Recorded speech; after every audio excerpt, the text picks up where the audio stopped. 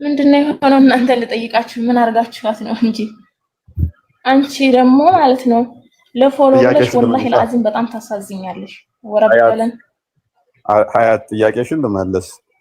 ምን አርጋችኋት ነው? ክርስቶስን ቀመሰች፣ የክርስቶስን አስተምሮ አየች፣ ክርስቶስን አመነች፣ ብርሃን ነው ህይወት ነው ተከተለችው። على طريقة الإسلام تاسسو جلال دين إسلام وهند جالجسو وكدين إسلام وانتنا ما قرسو أدب جرين يواتو كوسنو يسو ወላዲተ አምላክ ማርያም ድንግል ወላዲተ አምላክ ማርያም ድንግል ልዩ ነው ክብርሽ ልዩ ነው ክብርሽ ከፍጥረት ማለት አንቺ ነው እንደ የፍቅር ተስፋኛ? አዎ ሰላም ብያለሁ። እንዴት ናችሁ? እንዴት ነሽ? ሁሉ ሰላም ነው? እግዚአብሔር ይመስገን። ከእስልምና ነው የመጣሽው? ሰዋራህ ነው ግን። አዎ ኦኬ።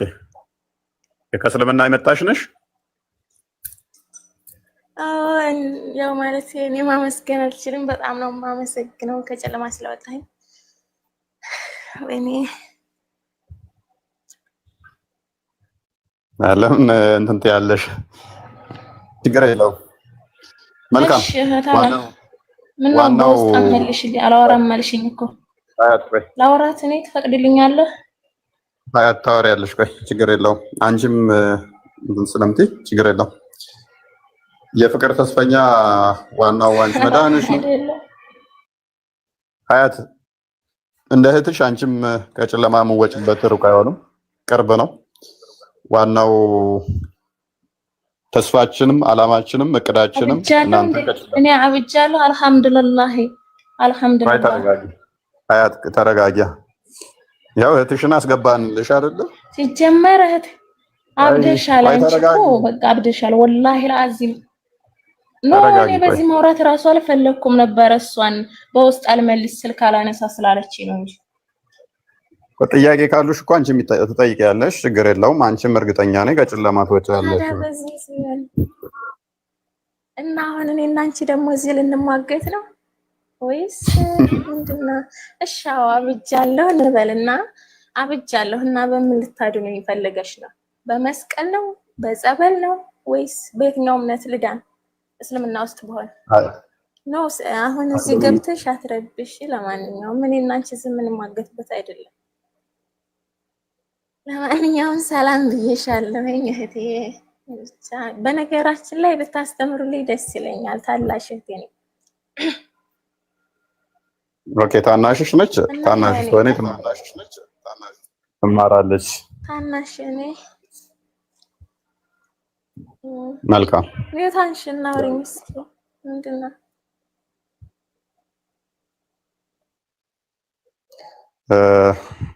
ሀያት ምንድነው? አትመውቱኛ እንዴ? ያ ቀስ በይና ተረጋጊና። ምንድነው እሱ ማለት ምንድነው እሱ የሆነው? ምንድነው የሆነው? እናንተ ልጠይቃችሁ ምን አርጋችኋት ነው እንጂ አንቺ ደግሞ ማለት ነው ለፎሎ ብለሽ ወላሂ ለአዚም በጣም ታሳዝኛለሽ። ወረበለን ሀያት ጥያቄሽን ልመልስ። ምን አርጋችኋት ነው? ክርስቶስን ቀመሰች፣ የክርስቶስን አስተምሮ አየች፣ ክርስቶስን አመነች፣ ብርሃን ነው ህይወት ነው ተከተለችው። የመሐመድን አስተምሮ ያሳለፈችበትን ዘመን አሰበች፣ ጨለማ ነው ሰይጣናዊ ነው፣ ጥላ ወጣች። ስለዚህ ምንድን ያቀመሰባት ክርስቶስን ነው። ሲጀመር ወላሂ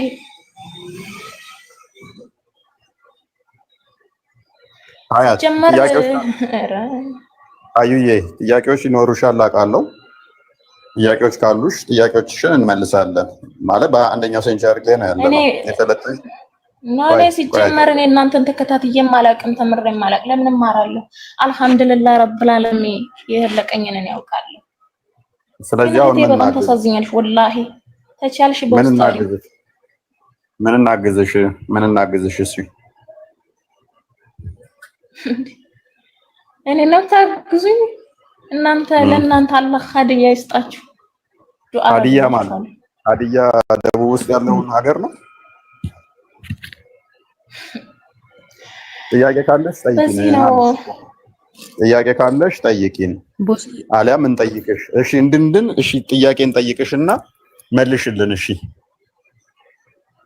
እህትሽንም ታድኛታለሽ። ያው እህትሽም ወደ አንቺው እንድትመለስ እንጠይቅሽ። አሊያም እስልምና እውነት ከሆነ እውነት ነው። አልሐምዱሊላህ እናንተ በምትሉት ወንድ ልጅ አናመልክም። እናውቃለን። አላህ እንዳገረድ ነው ማለት ነው። ምክንያቱም ጺም አልባ ሆኖ ለሙሐመድ ተገልጦለታል። ጥያቄያችን እሱ ስላልሆነ ተረጋጊና እህታችን ተረጋግተሽ ጥያቄ ካለሽ ጠይቂን፣ አሊያም እንጠይቅሽ፣ አሊያም በክብር ረጂ ስፔሻል አረኔ ወርዳለሁ ማለት ጥያቄ የሚያውቁትን አትጠይቅም። እነሆ እሱ ጋር ገባም እንደ እንትን ካለ እውቀቱ ካለ ነው። እዚህ ጋር የማያውቁ ልጆች በውሸት እንትን እያልኩ እያከፈርክ፣ አንቺ ደግሞ በውስጥ አውሪኝ። መልካም ታወራሻለህ። በቃ እኔ ተባበርሻለሁ። በውስጥ ስለ ክርስቶስ ጌትነት አምላክነት ትሰብክሻለሽ። እንደዛ አይደለም። ከቻልሽ ማለት ብትማሪ ደስ ይለኛል። ባታወርዷት እኔ ወርዳለሁ፣ እሷም ባታወርዷት እራሳት አልወረደች ባታወርዷት ደስ ይለኛል። እና ደግሞ ያው ይሄ ማለት መናገር አልችልም። በጣም ነው የማመሰግነው። እፎይ ከታችም ሁኔ ቢሆን ተረድቼ ወደ ብርሃኑ መጥቻለሁኝ። ስታስተምር ምናምን እንደዚህ ስታስተምር ከታች እየሆንኩ እያዳምጣለሁ። እኔ ጥያቄ እንኳን ጠይቄ አላውቅም። በራሴ ተረድቼ እግዚአብሔር ይመስገን ወደ ቤቱ ስለመጣሁ እና እህቴን ደግሞ በእግዚአብሔር ስም ማለት በጸሎት አስቡልኝ። ብታስተምሯት ደስ ይለኛል። ማርያም እናስተምርልሻለን፣ እንማራለን። ክርስቶስ አልሐምዱሊላህ ወላሂ ትድናለች፣ እርግጠኛ ነኝ ትማራለች። አሁን ለህዝዋን አያት ለህዝዋን ነው አሁን የምንልህ ማትማራለች። አሁን በኋላ ሁሉም ሲጀምሩ እንደዚህ ነው። መጀመሪያ ጊዜ ላይ ያላግጣሉ፣ ያሾፋሉ ምናምን ነገር ከጊዜ በኋላ ነው ሲጀመር። እናንተ አንቺ ደግሞ ማለት ነው ወላሂ ለፎሎ ብለሽ ከሆነ ታሳዝኛለሽ። ወረበል ተባን አስተግፍሩላህ። እሺ ለማንኛውም ሰላም ዋላችሁ። ለማንኛውም ሜቢ በቃ ማለት ለፎሎ ምናምን ነው። እሱ ሲገባሽ ትመጫለሽ አልኩሽ እኮ። ስለ እስልምናሽ የሚያስተምራሉ፣ ስለ ክርስትና ሚዩት አድርጋችኋት ከሆነ ነው ሚዩት ያደረጋችኋት። ማን ሚዩት አድርጓት ነው እንዴ? ማን ነው ሞዴሬተር ያለው? ማን ነው ይላል። አይ ሚዩት ማንም አላደረጋትም፣ ራሷ ነች። ስራ ላይ ነች መሰለኝ። ግን ቦስዬ አንድ ሀሳብ ልስጥ። ይቅርታ ምንድነው? አይ ምናልባት ልጅቷ እግዚአብሔር ይመስገን ወደዚህ መምጣቷ መልካም ነው ከልቧ ከሆነ። ያልተማርሹ ነገር ካለ ደግሞ ፎይን ፎሎ አድርጊ፣ በውስጥ ትማሪያለሽ። ማንም ሰው ከተማረና ከተረዳ ክርስቲያን እንደሚሆን የታወቀ ነው። ስለዚህ ቦስዬ ሀያትም የምጠይቀው ነገር ካለ በውስጥ እንድጠይቅ፣ ልጅቷም ተመሳሳይ እንደዛ ቢሆን አሪፍ ነው። ቀጥሉ። በውስጥ የጻፍኩልን ያው ቦስ ያረጋችሁ ነው። እሺ አመሰግናለሁ። ማለት እኔ ቃላት የለኝም ለምስጋና። አመሰግናለሁ፣ ሁላችንም አመሰግናለሁ። እሺ መልካም። እሺ እንቀጥል። ደግሞ ያው ከቻለኝ መማር ከቻለች አስተምሩልኝ የምር ጌታን። እና በውስጥ ደግሞ ላላወራት የፈለኩት ያው የምታወራኝ ወሬ ስለማልተመቸኝ ነው። ለዛ ነው እህቴ ይቅርታ። ከቻልሽ እዚህ ደግሞ እንደ ማንኛውም ሰው በሶሻል ሚዲያ ማውራት ይችላል፣ እንደዚህ ማለት ነው። እኔ በውስጥ ላወራሽ አልችልም፣ ምክንያቱም ያው አንቺ ብቻ ሲጀመር እንደዛ ሳይሆን እኔ ከቤተሰቦቼም ጭምር እንደተውኳችሁ ነግሬያችኋለሁ። በቃ በዚሁ ማውራት እንችላለን። ከቻልሽ ተማሪና ተመለሽ ወደ እግዚአብሔር ቤት። እውነታው በቃ ይሄ ነው። ከዚህ ውጭ ምን ይምጣ? ይሄ አንቺ ከማማይ ጋር እያወራሽ ነው። ቲንካ ግሩፕ ላይ ገብተሻል? የፍቅርዬ ግሩፕ አልገባሁም። ማስገቡ ብያቸው ነበር በውስጥ የመለሰልኝ ሰው የለም። ኦኬ አሁን እቺ ፊሽካ ልጅ ተከታያትና ውስጥ እኔ ፎሎ አድርጌ ፎሎ መልሽና በውስጥ ቴሌግራም ግሩፕ አሁን አስቀምጡላት። ኦኬ ውስጥ ድረስ ጽፋልኝ ነበር ነበር አስቀምጡ ግባና አስቀምጡላት። ጽፋልኝ ነበር መሰለኝ መልስልሻለሁ ብዬ ይቅርታ። ችግር የለውም እናስገባሻለን ታችን ችግር የለውም። አያትም እስቲ ፎሎ አድርጊና በውስጥ እናወራለን ችግር የለውም። የምትፈልጊውንም ጥያቄ እዚህ ጋር ረጋ ብለሽ ጠይቂ። የምትፈልጊው ጥያቄ ይመልስልሻል። እሺ ውስጥ እንዳትረሳሁ መጠየቅ ሳይሆን ሲጀመር እሷ ምን ተረድታ ምን ሳጌታ ሄደች በሚለው ነው እንጂ ጠይቃት የቻልኩት። በውስጥ ብዙ አውርቻታለሁ አልመለሰችልኝም። አይታዝ መስላለች እኮ እሱን እንዲታረጋለች መሰለሽ።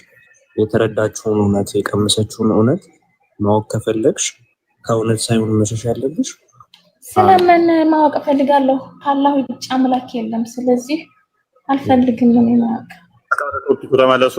ወደ ቶፒኩ ተመለሱ። ሙአሚና እንኳን ደህና መጣሽ።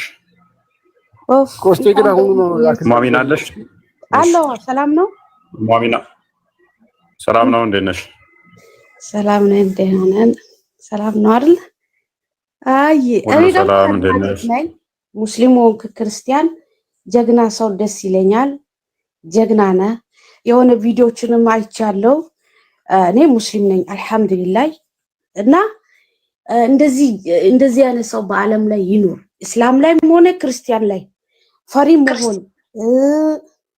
ዝም ብሎ እዛ ትንሽ የግሩፕ ከፍቶ ሰው የሚሞልጭ ሰው እንደዚህ ግልጽ ነፍስን ሰተ ስለምትከራከር በጣም ደስ ትላለህ። እንደዚህ ቀጥል። እንዳንተ ያለ ጀግና ሰው ካለ ክርስቲያንም ሙስሊምም ተከባብረው መኖር ይችላል። ግን እንደዚህ ዝም ብሎ እዚህ ውስጥ ትንንሽ የግሩፕ እየከፈቱ ሰው የሚሞልጩ በዛ በዚህ ሳይሆን ቁርአኑም ሐዲሱንም ባይብሉንም ግልጽ ቁጭ አድርጎ እንዳንተና እንደ ሁሱ መኖራችሁ ደስ ይለኛል። ቀጥሉ። እንደዚህ አትፍራ። እኔ ብሞት አልክ የሆነ ቪዲዮ አይቻለሁ። እኔ ብሞት እንደኔ እፎይ መቶ እፎይ ይመጣል ስላልክ ደስ የሚል ቪዲዮ አዳምጫለሁ። መሞት አንዴ ነው፣ ህይወት አንድ ነች። ለምን ድንጋይ የሚያመልክም መኖር ይችላል። ዓለም ሰፊ ነች ለሰው ልጅ። አላህ Subhanahu Wa Ta'ala ሲፈጥረን ብዛት ማንም ቆጥሮ የማይችለው ጸጋ ነው የፈጠረው። ሁሉም ሰው ይባላል፣ በዛ በዚህ ይባላል እንጂ አደም ሰው ነው። ከአፈር ነው የተፈጠረው በእናንተም በእኛም። ግን እውነቷን አላህ ያወጣል። ክርስቲያን እውነት ይሁን ሙስሊም ይሁን ብቻ ዓለም ሰፊ ነው፣ አላህ ያወጣል እውነት። ስለዚህ እንደዚህ ጠንካራ ሰው መኖር ደስ ይላል። ባለፈው ዮኒ ቤትም እንትን ስትሉ አይቻለሁ። አለ ምንም ፍርሃት ያለ ምንም ህግ በሚፈልገው ሰው ጋር አልከራከርም ብሎ አህመድ እንተ ሮጦ ሲወጣ አይቻለሁ። ይሄ ሁላ አስፈልግም። ህግ ፈለገ ሰይጣን ፈለገ ምን አገባው? እኔ ምለው ለምን ይሄ ስለ ሃይማኖት ነው። ሃይማኖት የግል ነው። ህግ ቢፈልግህ ይፈልግህ፣ ቢሰቅልም ይስቀል፣ ሞት አንድ ነው። እነዚህ ጠንከር ብለህ መናገር ማውራት በጣም ያስደስታል። እኔ ቤተሰቦቼ ክርስቲያን ናቸው። እኔ ከሰለምኩ ቆይቻለሁ፣ ውሸት አይደለም ወላሂ። እና ክርስቲያንም ይኑር ጦንቃይ ይኖራል እንዴ? እንደዛ ፈራለሁ። ብቻ ይሄ ሁሉ ሰው ላይ መናገሬ በጣም ያሳዝናል። እና አላህ ካንተ ጋር ይሁን፣ እግዚአብሔር ካንተ ጋር ይሁን። ጠንከር በል፣ ሞት አንድ ነው። ደስ ይላል። እንደዚህ በአለም ላይ ሲኖር እውነቱ ይወጣል ብዬ አስባለሁ። እና ሜቢ ወደ እስልምና ሄደሽ ከሆነ ክርስትና ላይ ጥያቄ የሆኑብሽ ነገሮች አሉ? አይ እኔ በልጅነቴ ነበርክ እስልምና ነው የተቀበልኩት። በልጅነቴ በ8-9 ዓመት ይሆናል ከእስላሞች ጋር ነበረ በስልምና ያደግኩት። እና አልሐምዱሊላህ ስለ ክርስትና አልዋሽም፣ አውቀው ነገር የለም። ልጅ ሆኜ አስታውሳለሁ ቁርባን ምናምን ሲባል ትንሽ ነገር መቅመሳቸው ያቺን ምናምን ነው ማስታውሰው። ቤተሰቦቼ ክርስቲያን ናቸው፣ እስላም ነኝ። ቤተሰቦቼ ጋር ሲሄድ ምንም ጥላቻ የለም፣ ፍቅር ነው። እና ይሄ ደስ ይላል ነው ምለው። ለምን ማንም ማፈር የለበትም፣ ሁሉ እኩል መኖር አለበት። ግን ትንሽ በቃ ሁለታችሁን ብትከባበሩ ለህዝቡ ስትሉ ለፈጣሪ ስትሉ እና የሚያሳፍር ነገር ስታነቡ አለ አይደለ صحيح ነው ወይ ባጥል ውሸት ነው ወይ ብለው በግልጽ ከኡስታዞች ጋር የሆናችሁ ብሎክ ሳትደራረጉ ብታስተምሩን ደስ ይለናል። እና አንተም ጠንካራ ነህ፣ እንደው እሱ አይነትም ጠንካራዎች አቡ ዛክር ነው፣ እሱም በጣም ጠንካራ ሰው ነበር። ያው አሁን ቀነስ ያለ ነው። በርቱ ነው ማለት። እስልምና ክርስትና ላይ ያልከኝ ምንም ጥያቄ አልነበረኝም። መጥፎ ነገር አላየሁም አይወርስም። እስልምና ላይ ስላደግኩኝ በቃ እስልምና ላይ እስካሁን አለው። ምንም የጎደለብኝ ነገር የለም። አልহামዱሊላህ ሰላት ያምረኛል፣ ደስ ይለኛል ሲሰግድ ስለሚደሰት። ቁርአንም ትንሽ ቀራለሁ። አልহামዱሊላህ ሃይማኖት የግል ነው፣ ምንም ችግር የለም። እየኖረ ነው። መልካም። እሺ ጥያቄዎች ምናምን ሲኖርሽ በነፃነት መተሽ ልትጠይቂኝ ትችያለሽ። ያው አንዳንዴ ደስ ያሉን ነገሮች ትክክል ላይሆኑ ይችላሉ። የሄድንባቸው መንገዶች፣ ያለንበት መንገድ፣ ያለንበት ሃይማኖት እውነት አንድ ነች። እውነት ብዙ ቦታ ልትሆን አይችልም። ተቃራኒ በሆነ ሁኔታ ላይ እውነት 2-3 ሊሆን አይችልም። ተቃራኒ ሆነው አንዲት እውነት ከሆነች ያችን እውነት መፈለግ ደግሞ ግድ ይለናል አይደል? ናም صح እውነት ነው።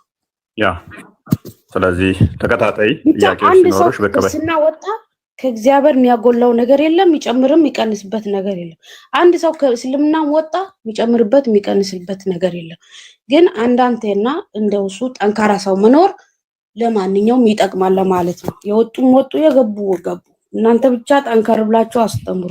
ለአላህ ስትሉ፣ ለፈጣሪያችሁ ስትሉ፣ ለህዝብ ስትሉ በኋላ ሰላም መንገድ ተመካከር፣ ተወያዩ፣ እኛን አስተምሩን። እንደዛ ነው የሚለው ያለው ባለበት ቢጸና መራሱ ትምህርት ጥሩ ነው።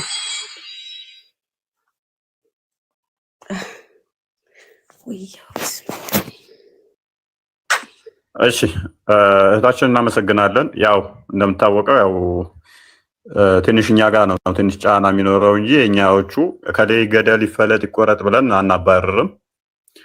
እና እንደዛ ነው። ብቻ ጥያቄው ሲኖርሽ በቀበይ አይ ቲንክ አቡ ሁብያ ነው የሚለው ወይንም ዘዲን ማንኛው ነው እሱና አንተ ስትከራከሩ ማየት የዓለም የሁላችን ጉጉት ነው። ኢንሻአላህ እንደምንም ተፈላልጋችሁ ባካችሁ ተወዳደሩ። እምቢ አለ ወይ በፖስት እየጠበቅነው ቀረኩ እያየን ነበረ። እምቢ አትባባሉ። ባይሆን በሌላ ሰው ቤት ቢሆንም እንኳን ተመካከሩ። ኢንሻአላህ ተከራከሩ። ያምራል፣ ደስ ይላል። ቀጥሉበት፣ ይመቻችሁ። ማሰላም ለማንኛው እድሜ ውስጥ ከክፉ አላህ ይጠብቅ። በቃ እግዚአብሔር ይጠብቅ። እሺ አሜን። ጠንካራ ማለት እንደዚህ ነው። ሞት አንዴ ነው። ማሰላም። እሺ በርቺ፣ እግዚአብሔር ይርዳሽ። እውነትን በደንብ ይግለጽልሽ። ክርስቶስ ፍቅር ነው፣ ህይወት ነው። እሱን የምትከታይበትና ደግሞ እንደዚህ ፍቅር እንደሆንሽ ይበልጥ ሰላሜን ሰጣችኋለሁ እኔ ቸር ቅን ነኝ ያለውን አምላክ የምትከታይበትን እንዲያደርግሽ ክርስቶስን እንድቀምሹ ያ ሕፃን ሆኜ ቆርቤ ነበር ያልሹ ያ ይጠራል። ባይዘይ ያ ፍቅር እንዲሁ የሚተው አይደለም። አንድ ቀን ይመልስሻል ብዬ ተስፋ አደርጋለሁ። ትመጫለሽ። በሕፃንነት ሳታውቂ የወጣሽውን ያንን ክርስቶስን ደግሞ ታገኝ። ወላሂ ኢየሱስ ሰው እንደሆነ በመማሬ ነው አሁን መመለስ እምቢ አልኩኝ። መመለስ ይችላል እንዳልኩ ሃይማኖት የግል ነው፣ ማንም አይከለክለኝም። ግን ኢየሱስ ሰው ነው ብሎ በብዙ ቦታ ስለሚያወራ ኢየሱስ ማምለክ በዛ ምክንያት ነው ተውኩት። እኛው መሐመድ አናመልክ ነብያትን አናመልክ። እሱን ላስረዳሽ። ፈቃደኛ ነሽ? ፈቃደኛ ነኝ። ኧረ እኔ መልካም። ክርስቶስ ምን ብለን እናምናለን መሰለሽ? በስጋ የተገለጠ አምላክ ነው ብለን እናምናለን። በስጋ የተገለጠ አምላክ ነው ስንል ፍጹም አምላክ የሆነው የኔንና ያንቺን የባሪያው መልክ ይዞ በስጋ ተገለጠ። ያ ክርስቶስ አምላክም ነው ሰውም ነው። ልብ በይ፣ አምላክም ነው ሰውም ነው። አስቀድሞ ሁሉን የፈጠረ ነው። አምላክ ብቻ ነበረ። ያ አምላክ ብቻ የነበረው ግን በስጋ ተገለጠና ፍጹም ሰው ተባለ። ያ የሚታዩ ያ ኢየሱስ የተባለው እንደኔና እንዳንቺ ዝም ብሎ ፍጡር አይደለም። ከእናትና ከአባታችን የጀመረ ብቻ ሳይሆን በመለኮቱ አስቀድሞ የነበረ ሁሉን የፈጠረ ያ የተዋሃደውን ስጋውን ፈጥሮ ራሱ የተዋሃደው ነው። ለምሳሌ ልግለጽልሽ። እጅሽን ፀሐይ ላይ እንደዚህ ብትዘረጊ ፀሐዩ እጅሽ ላይ ይገለጣል አይደለ? ፀሐይ መጨበጥ ትችያለሽ በእጅሽ እንደዚህ ስለ አጨብጭም ፀሐይን አይደለ? ፀሐይ የሚጨበጥ አይደለም፣ ብርሃን ነው። ብርሃኑ እንደዚህ እጅሽን ስለዘረጋሽ ብርሃኑ እጅሽ ላይ ይገለጣል። ሳህ አይቻልም፣ ሳህ አይጨበጥም፣ ይገለጣል። መልካም። ያ እጅሽ ላይ ሲገለጥ ነው ፀሐይ የጀመረው መኖር ማለት እንችላለን ወይንስ አስቀድሞም ፀሐዩ ነበረ? ከእጅሽን ከመዘርጋትሽ በፊት ፀሐዩ ነበረ። እጅሽን ስትዘረጊ ግን እጅሽ ላይ ፀሐዩ ተገልጧል አይደል? አዎ። ክርስቶስ በስጋ ልክ እጅሽን ፀሐዩን እንዲህ ስትዘረጊ ፀሐዩ እጅሽ ላይ እንደተገለጠው በስጋ ተገለጠ። መገለጥ ነው። አምላክ አይታይም በይ፣ አይነካም በይ፣ አይዳሰስም በይ፣ አይመታም በይ፣ አይጨበጥም በይ፣ ግዙፍ አካል የለውም። ነገር ግን ያንን የኔንና አንቺን የባሪያው መልክ ሲይዝ በስጋ ሲገለጥ ያ መለኮት ተዋሃደው። አስቀድሞ መለኮት ብቻ ነበር ክርስቶስ። በመለኮት ብቻ የነበረው ግን ስጋው ቃል በስጋ ሲገለጥ መለኮት ስጋ ውስጥ ተዋህዶ ተገለጠ ማለት ነው። ከዛ የሚታይ ሆነ፣ የሚዳሰስ ሆነ፣ የሚነካ ሆነ። ገባሽ እያልኩሽ ያለሁት? እየገባኝ። አስቀድሞ ሁሉን የፈጠረ ነበረ። አንዴ ክፈትልን መጽሐፍ ቅዱስ መክፈት ትችላለህ? ዮሐንስ ወንጌል ምዕራፍ 1 ላይ እሱ ላይ ግን ኢየሱስ የሚል የለም እግዚአብሔር እንጂ። መልካም ኦኬ፣ እናየዋለን። እሺ፣ በመጀመሪያ ቃል ነበር ይላል አይደለ? ቃል ነበር። ቃልም በእግዚአብሔር ዘንድ ነበር ይላል አይደል? ናው። ቃልም እግዚአብሔር ነበር ይላል ነበር። ይህ በመጀመሪያ ምን ነበረ? ቃል ነበር። ያ ቃል ደግሞ በእግዚአብሔር ዘንድ ነበረ ነበር። ያ ቃልም እግዚአብሔር ነበረ ነበር። ኦኬ፣ ይህ በመጀመሪያ በእግዚአብሔር ዘንድ ነበር ይላል ቁጥር 2 ላይ። ቁጥር 3 ላይ ሁሉ በእርሱ ሆነ። በማን ነው እርሱ የተባለው? ማን ነው? ቃል ነው አይደለ? እግዚአብሔር ነው። ቃል ነው። ቃል መጀመሪያ ቃል ነበረ። ቃሉ እግዚአብሔር ዘንድ ነበረ። ቃልም እግዚአብሔር ነበረ። እንደዚህ ነው። እንደዚህ ሲባል ምንድነው የሚታሰብ? ሁለት ናቸው? ሶስት ናቸው? ወይስ አንድ ነው? አንድ እግዚአብሔር ነው። መልካም። እግዚአብሔር በመለኮት አንድ ነው። በመለኮት በአንድ አላህ ሆነ ማለት ነው። በአንድ እግዚአብሔር ሆነ በቃሉ ማለት ነው። ያ በቃሉ ሁሉ ሆነ። ያ ቃሉ በሱ ሆነ። በቃሉ ሳይሆን በእርሱ ሆነ ነው የሚለው። እርሱ የተባለው ማን ነው? ቃሉ ነው። ስለዚህ ሁሉም ነገር የሆነው በእርሱ ነው። እርሱ የተባለው ማን ነው? ቃሉ ነው። ሆነ ማለት ሁን ሲለው ይሆናል። ቃል ማለት የሚወጣ ነገር ነው፣ የሚያወራው። ቃል ማለት የሚናገረው። ቀን ሁን ሲባል ቀን ሆነ፣ ጨለማ ሁን ሲባል ጨለማ ሆነ። እሱ ሁን ካለ ይሆናል ማለት ነው።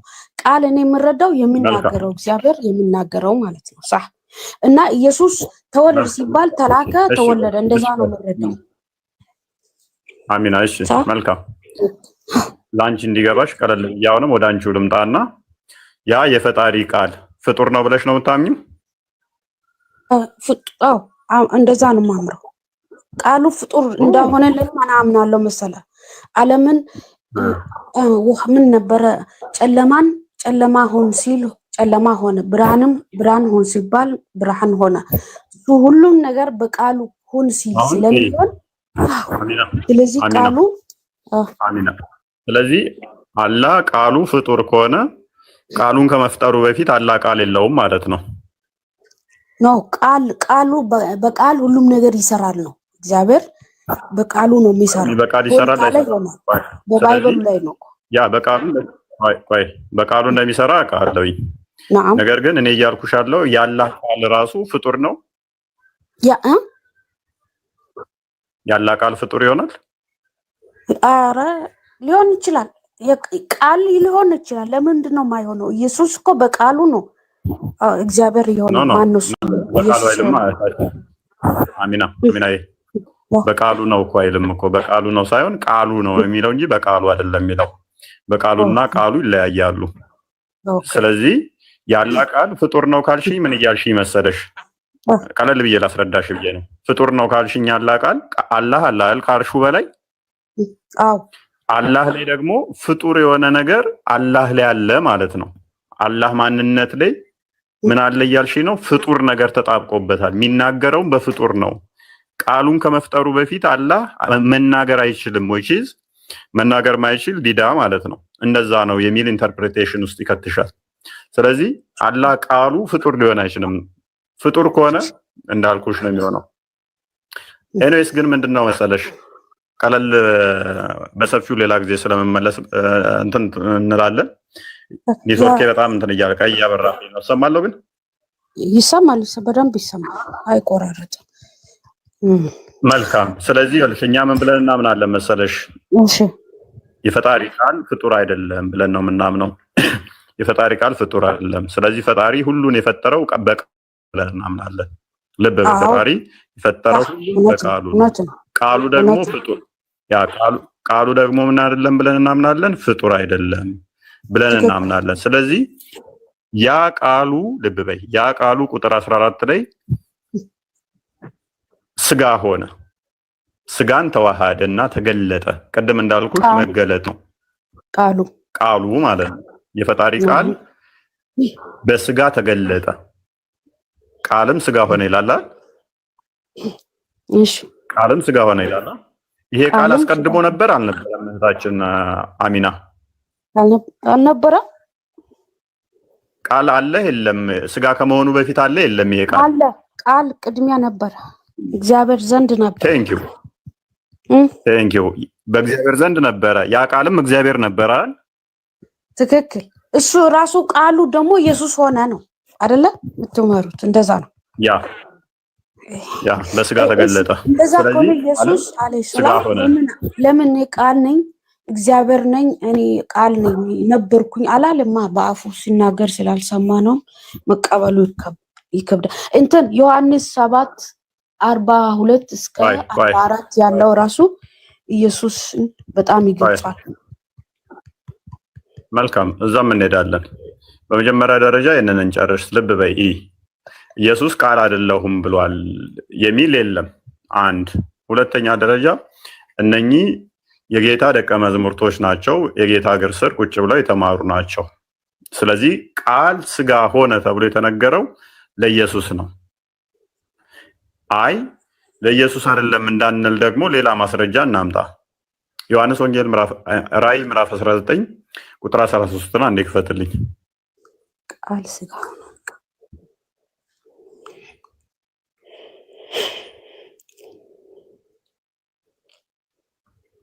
ቁጥር 13 ላይ እሺ፣ ቁጥር 12 ምን ይላል? 13ቱ ነው የሚታየኝ። እሺ፣ አይኖቹ እንደ እሳት ነበልባል ናቸው፣ በራሱ ላይም ብዙ ዘውዶች አሉ። ከራሱም በቀር አንድ እንኳ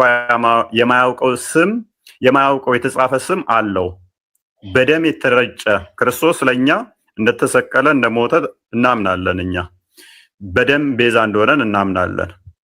የተቀረጸ በደም የተረጨ ልብስ ተጎናጽፏል፣ ስሙም የእግዚአብሔር ቃል ተብሎ ተጽፏል ብሎ ምስክር ይሰጠናል። በደም የተረጨ ልብስ የተጎናጸፈው ማን ነው? ክርስቶስ ነው። ኢየሱስ ነው። ይሄ ስለሱ አይደለም። ቃል ኢየሱስ አይባልም፣ የእግዚአብሔር ቃል አይባልም ካልሽን ቃል ከዚህ በላይ መረጃ ልናመጣልሽ አንችልም። ራዕይ ዮሐንስ ይሄ ራዕይ ነው ብትይን፣ ለምሳሌ ሱራ 37 ቁጥር 105 ላይ ራይትን እናንተ እንደምን ትቀበሉታላችሁ? ትክክል መገለጥ ነው ብላችሁ ትቀበሉታላችሁ። ይሄንኛው ደግሞ ወንጌል ነው። ወንጌሉን ደግሞ የተማረው ከክርስቶስ እግር ስር ቁጭ ብሎ የተማረው ደቀ መዝሙር ነው የጻፈልን። ልብ በይ፣ የነገረውን ነው የጻፈልን፣ ያስተማረውን ነው የጻፈልን። በተመሳሳይ ግን ሱራ 4:171 ላይ ኢሳ ያላ ቃልና መንፈስ እንደሆነ ደግሞ ቁርአኑም ያስቀምጠዋል። ኢሳ ምንድነው? ያላ ቃሉና መንፈሱ ነው ይላል። ትክክል። እኔ ደግሞ ይህንን ጥያቄ እናንተ ላይ ዘወርስ አድርጌ ልጠይቀው እችላለሁ። ምን ብዬ? አንቺ የጠየቅሽኝን ኢሳ የት ቦታ ነው እኔ ቃሉና መንፈሱ ነኝ ብሎ የተናገረው ብዬ ጠይቅሻለሁ። እኔ የት ቦታ ነኝ? እኔ ያላ ቃልና መንፈስ ነኝ ያለው ብዬ ስጠይቅሽ መረጃ ልታመቻችም ማለት ነው። እኔ ግን በተሻለ ሁኔታ ምን አመጣልሻለሁ? አባቴ ብሎ ነው ሁሉ ጊዜ የሚያወራው። ለዛ እኮ እሱ ሌላ ጥያቄ ነው። ሌላ ጥያቄ ነው። እሱንም መልስልሻለሁ። ይኸውልሽ ቃሉም ከእርሱ የሆነ መንፈስ ብቻ ነው ይላል። ይህንን የነገረን ሌላ አካል እንጂ ኢሳ አይደለምና ኢሳ የት ቦታ ነው እኔ ቃሉ ነኝ መንፈሱ ነኝ ያለው ብዬ ብልሽ አታመጭም ከቁርአንሽ ላይ። እኔ ግን ምን ሰጠውሽ? ራሱ ደቀ መዝሙርቱን ያስተማረውን ኢየሱስ ምን እንደሆነ ነገረን ማለት ነው። ወደ አባቴ ብሏል። ምንድነው ወደ አባቴ? ጥያቄሽ እዛ ላይ ምንድነው? ሜቢ የኛው ላይ እያልኩሽ ያለሁት ሜቢ ግልጽ ነው እዚህ ጋር ግን? አዎ ግልጽ ነው። ቃል ያው ቃል ኢየሱስ ሆነ ነው። በቃ ቃል ስጋ ሆኖ ተገለጠ ብላችሁ እንደምታምኑ አስረዳኸኝ፣ ተረዳሁት። ያ ማለት ምን ማለት ነው? ያ ኢየሱስ አስቀድሞ ስጋ እኔ እንደተረዳው ቃል ስጋ ሆነ ሲባል ቃሉ ሁን ስላለ ሆነ እንጂ ኢየሱስ ማን ነው? እግዚአብሔር ቃል ሆነ፣ ቃሉ ደግሞ ኢየሱስ ሆነ ነው። ኢየሱስ ሚል እዚህ ላይ አልነበረም። ስለዚህ መረዳው ነው ኢየሱስ ሌላ ነው፣ ይሄ እግዚአብሔርም ሌላ ነው። እግዚአብሔር የነበረ ነው፣ ኢየሱስ ግን የተላከ ቃል ነው ብዬ ነው። አሚና ያለሽ ቃልም ስጋ ሆነ ሲል ቃል ወደ ስጋነት ተለወጠ ማለት አይደለም። ልብ በይ። መለወጥ ሳይሆን ወይንም ደግሞ የሆነ ስጋ ብቻ ሆነ ቃል የለውም ማለት አይደለም። ያ ቃሉ ምን ሆነ መሰለሽ? በስጋ የተገለጠ አምላክ ሆነ ማለት ነው። መለኮት የተዋሃደው ሆነ። ያ ስጋው ምንድነው? መለኮት የተዋሃደው። ስለዚህ እንዳንቺ ስጋን ይዟል፣ እንዳንቺ ግን አንድ ስጋን ይዟል። ነገር ግን ያ ቃል ያ እንትን ደግሞ ምንድነው? እሱ መለኮት የተዋሃደው ነው። ምንድነው ያልሽው? አንድ ጥያቄዎች መለኮት የተዋሃደው። እሺ ማለት እኔ ቃል እምቢ አልልም፣ ይሄን እቀበለዋለሁ። ኦኬ። ግን ኢየሱስ ክርስቶስ ብዙ ጊዜ ለዓለም ሰው አልተላከም። ለይሄ ማነው ሀገሩ ሰው እስራኤል ብቻ መላኩ ለምን አስፈለገ? እግዚአብሔር ከሆነ ፈጣሪ ዓለምን የሰው ልጅ የፈጠረ ግሱፍ ለዓለም ሳይሆን ለእስራኤል ራሱ ነው ለእስራኤል የተላከው። ይሄ የሚያስታውቀው አይደለ? አንድ ይሄ ነው። ሁለተኛ ደግሞ ይሄ ዓለም ግዙፍን ዓለም የፈጠረ ፈጣሪ እግዚአብሔር እንዴት በራሱ በፍጥሩ እጅ ሊሰቀል ይችላል? ሊገደል ይችላል? ይሄንን በፍጹም የሚቀበለው ነገር አይደለም። ይቅርታ ግን ወንድሜ አንተ ጠንካራ እንኳን በኔ ንግግርና በነዩሱም አትናደድም። እንዳትናደድ እድሜ ይስጣላ ኢንሻአላህ። እንደዛ ይሄ ነው የሚያሳይ አንደኛ እነዚህ ሁለተኛው ደግሞ ይሄ ሁላ ግዙፍ ዓለምን ሁን በማለት የሰራው ፈጣሪ እንዴት በሰው በእኛ በሽንታን በቅዛና ሰዎች ላይ በእጃችን ይገደላል? ይሄን በፍጹም እድሜ ልኬ መቀበል ማልችለው ነው። ሁለተኛ ደግሞ እሱ ምን ጊዜም ሲያወራ እኔ ከራሴ ምንም አንዳች ነገር ማድረግ አልችልም የሚለው ያሳስባል። ሁለተኛ መጨረሻ ላይ ይሄንን የተሰጠው ምን ነበር የተሰጠው? ለሱ ተሰጠኝ ይላል። ምን ጊዜም ይሄ ተሰጠኝ ይላል። የተሰጠውን ደግሞ ለእግዚአብሔር አሳልፎ እንደሚሰጥ ምን ነበር የሚባለው? ፍርድ እንዲፈርድ በሰው ላይ እንዲፈርድ ተሰጥቶታል። ጥያቄዎች ገባ አይደለ? ይገቡኛል። በቃ ይገቡኛል። ጥያቄዎች ተደርቤ ስላወራሁ ችግር የለውም። እሺ በእኛ በቅዘናሞች እንዴት ነው እሱ ፈጣሪ የሚመታው? እንዴት ነው የሚሰደበው ነው ያልሽው? አዎ በጣም ነው የሚያስደነግጠው። አንተ አስብ፣ እኛን የሚያክል ትልቅ ብርቱ ሰው የፈጠረ ራሱ ፈጥሮ በራሱ እጅ ፈጥሮ መልሶ ደግሞ በእኛ እጅ የሚሰቀል ፈጽሞ አይመስለኝም። ይሄ ነው የሚያሳስብ። በጣም ይገርማል። በጣም አሁን አይሆንም ብዬ ይሄንን ሳስብ ነው አሚናዬ እኔ አሁን ዶክተር አብይን ማለት ነው ጠቅላይ ሚኒስተሩን በጥፊ ብለው ይገርማል አይደለ? ያስደነግጣልማ። ሰው ነው አንዳንተ አይገርመኝ ምንም በምንም ካንተ የሚበልጥ ቆይ አይደለ? የትኛው ነው የሚደንቀው ግን? እሱ በጥፊ ነው የሚለኝ ነው እኔ እሱም በጥፊ ብለው ነው? እኔ ሁለታችሁ በጥፊ የምትመታቱ አይገርመኝ። ፈጣሪ ግን በጣም ይደንቃል። ወላሂ አንተም ሰው ተወለድከን እሱም ሰው ነው። በምን በዚች በኩርሲ እንደ ሰውኛ አንቺ አሁን ባሰብሽው አሚና አንቺ ባሰብሽው እኮ ያ ልክ ነሽ። በሰውኛ ክብር ግን አትሊስት እኔ ዶክተር አብይ አህመድን በጥፊ ስመታው ቢታይ በጣም መነጋገሪያ ነው የሚሆነው አይደለ? ይደነቃል እንጂ መነጋገሪያ ጀግና ትባላለህ እንጂ የሚደነቀው ደግሞ እኔ ጀግና የሚደነቀውና ጀግንነቱ እንትን የሚባለው ግን ዶክተር አብይ በሚሰጠኝ ምላሽ ነው። እኔ በጥፊ መትቸው እሱ እኔን እቅፍ አድርጎ ምን አስቀይሜህ ነው ብሎ ሳም ቢያደርገኝ እሱ ነው የሚመሰገነው ይበልጥ እኔ ነኝ። በዚህ አታመሳሰል። ፈጣሪ ድንቅ ነው። በዚህ ማመሳሰል አንችልም። ለምን እናንተ ሁለታችሁ ሰው ናችሁ።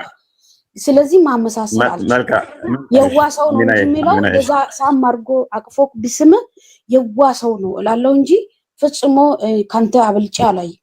ይሄ እግዚአብሔርና ሰው እናንተ ሁለታችሁ ሰው ናችሁ። እግዚአብሔርና ሰው ማገናኘታችሁ እንደዛ ነሽ።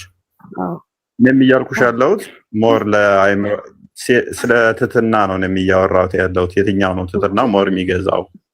ምክንያቱም ዶክተር አብይ እኔን ቢመታኝ ምንም የሚደንቅ ነገር አይደለም ካለው ፖዚሽን አንፃር ማለት ነው።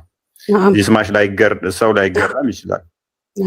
እሱ መጥቶኝ እኔ ይቅርታ እሱ የሆነ ነገር ብሎኝ እኔ ይቅርታ ችግር የለውም ብለው ሰው ብዙም ላይነጋገርበት ይችላል። እኔ ግን እሱን የሆነ ነገር አድርጌው እሱ ይቅርታ ቢለኝ ራሴው እንትን ብዬው እሱ ደግሞ ይቅርታ ቢለኝ ለሰዎች ይገርማል። ሰው ክርስቶስ ምን መሰለሽ ፍጹም አምላክ እንደመሆኑ ፍጹም ሰው ነው። ቤዛ ሊሆነን ነው የመጣው አንድ የመጣው። ሁለተኛ ደግሞ ለምን መሰለሽ ሊያስተምረን ነው የመጣው። ትትናን ሊያስተምረን ነው የመጣው። እኔ ፈርዘር ቤዛነት ላይ ከመሄድብሽ አሁን ሞርላንቺ አሁን ስለ ትትናው ልንገርሽ። ትትናን ሊያስተምረን ነው የመጣው። ምክንያቱም ሰዎች ምን ማድረግ አለባቸው የሚለውን ሊያስተምረን ነው የመጣው። ወንድሜ እሱን እምቢ አይደለም። ትትና አለው ጥሩ ነገር አስተምራ ተልኳል። ወላሂ እሱ ቀበላለሁ እኮ አለይሂ ሰላም ድንቅ ሰው ነው። አሚና ይሄን ፓርት ለማለት ነው እንጂ እሱ ቀበላለሁ። አሚና ብትሰሚ ደግሞ መልካም ነው። እስኪ እፎይ ደግሞ ያውራና አዳምጪው እስኪ ቀጥል እፎይ። ምክንያቱም ድንቅ ነው ቀበላለሁ ካልሽ አንዴ ክፈትልን። እሱ ሊያስተምረን የመጣው ምንድነው? እሱ ምሳሌ ሊሆነን የመጣው። ምሳሌ ሊሆን ከሆነ ደግሞ የእስልምናን አስተምሮ ያፈርሰዋል። ምክንያቱም ሙሐመድንና አላህን የተሳደበ ሰው ቅጣቱ እጅና እግር እያፈራረቁ መቁረጥ ከዛም መግደል ነው። ሱራ 5:33 ላይ ኢየሱስ ያስተማረው ግን አይደለም ለሚሰድቡት ለሚገሉን እንኳን ይቅርታ እንድንጠይቅ ምንም እንደማያውቁ እንድንነግራቸው። አው ልክ ነው። ይኸውላ አውቃለሁ። አንድ ፊቱ ቢመጣ በአንድ በኩል አንድ ጊዜ አንድ አዳምጪኝ ታርጊና እፎይ ይጨርስ። እሺ ቀጥል እፎይ። እሺ ያ ሱራ 5:33 ላይ የነዚያ አላህንና መልእክተኛውን የሚዋጉ በምድር ላይ ለማጥፋት የሚተጉ ሰዎች ቅጣት መግደል ወይንም መስቀል ወይንም እጆቻቸውንና እግሮቻቸውን በማፈራረቅ መቁረጥ ወይንም ከሀገር ማባረር ነው። ሙሐመድንና አላህን መናገር ቅጣቱ ምንድነው? መገደል፣ እጅና እግርን እያፈራረቁ መቁረጥ ነው። የኛ አምላክ ግን ያስተማረን ምንድነው? እሱ ዮሐንስ ወንጌል ምዕራፍ 13 ቁጥር 14 ላይ እሱ ዝቅ ብሎ መተናነስን ምንን ፍቅርን ያስተማረን። ታላቅ ሊሆን የሚወድ ምን ይሁን አለ? ለታናሹ አገልጋይ ይሁን። እናንተ መምህርና ጌታ ትሉኛላችሁ፣ እንዲሁ ነኝና መልካም ትላላችሁ። እንግዲህ እኔ ጌታና መምህር ስሆን እግራችሁን ካጠብኩ፣ ልብ በሉ፣ ጌታችሁ ሆኜ እግራችሁን ካጠብኳችሁ፣ እኔ መምህራችሁ ሆኜ ዝቅ ብዬ እግራችሁን ካጠብኩኝ፣ እናንተ ደግሞ እርስ በርሳችሁ እግራችሁን ትተጣጠቡ ዘንድ ይገባችኋል። ከፍ አድርገው። እኔ ለእናንተ እንዳደረገውላችሁ አለ። እኔ ምን ለእናንተ እንዳደረገው እናንተ ደግሞ ታደርጉ ዘንድ ምን እሱ እንዳደረገ ለፍጥረቱ እናንተም ታደርጉ ዘንድ ምን አድርጌያለሁ አለ። ምሳሌ ሰጥቻችኋለሁና አለ። ክርስቶስ ምሳሌ ሊሆነን ነው የመጣው። ለእኛ ምሳሌ ሊሆነን መጥቷል። አምላካችን ምን ሊሆን መጥቷል? ምሳሌ ሊሆነን መጥቷል። ዝቅ ማለትን፣ ለሰዎች ዝቅ ብሎ ራስ መተናነስን። እውነት እውነት እላችኋለሁ ባሪያ ከጌታው አይበልጥም፣ መልእክተኛም ከላከው አይበልጥም። ስለዚህ ዝቅ ማለትን፣ እኩልነትን አስተማረን ማለት ነው። ይህንን እንድንማር፣ ስለ ትሕትና እንድንማር ይህንን ብታውቁ አለ። አዳምጪ እኮ አይበልጥም ማለት እኩልነትን ነው። በማንነት ይለያያሉ ማለት በኢሴንሳቸው ይበላለጣሉ ማለት አይደለም። ይህን አንድ ሰው ለምሳሌ ባሪያ የሚባለው ሰው የሚባለው እኩል ነው። ለምሳሌ ሰው ያ ባሪያው ወደ ዝንጀሮነት ይቀየራል፣ ያንኛው ጌታው ደግሞ ወደ አንበሳነት ይቀየራል ማለት አይደለም። አይበላለጡም። በቀበንተን ይህን ብታውቁ ብታደርጉትም ብፁዓን ናችሁ አለ። ስለዚህ ከዚህ ክርስቶስ ያስተማረን አንድም ምንድነው? ምሳሌ ሊሆነን የመጣው ፈለጉን ትቶልን ሊሄድ ነው። ከእርሱ የተማረው ክርስቶስ ሲሰቀል በመስቀል ላይ ሆኖ ጌታ ሆይ አባቶ የሚሰሩትን አቁምና ይቅር በላቸው እንዳለው፣ በተመሳሳይ እስጢፋኖስ ምንድን ነበር ያደረገው? የሐዋርያት ሥራ ምዕራፍ 7 ላይ ቁጥር 53 አካባቢ 56 አይ ቲንክ ክፈትልኝ አንዴ። ከክርስቶስ የተማረው ምንድነው? ያሁኑ ምን አስመለስበታለሁ። አንዴ ልጨርስና ሁሉም ተመሳሳይ ስለሆነ እንትን ልበል ከሰዓት አንጻር። ግን ያሁኑ ወንድሜ ያሁኑ ራሱ ምን አለ? እውነት እውነት እላችኋለሁ የሚለው ጋር ምንድን ነው ያለው? 7:56 እውነት እውነት እላችኋለሁ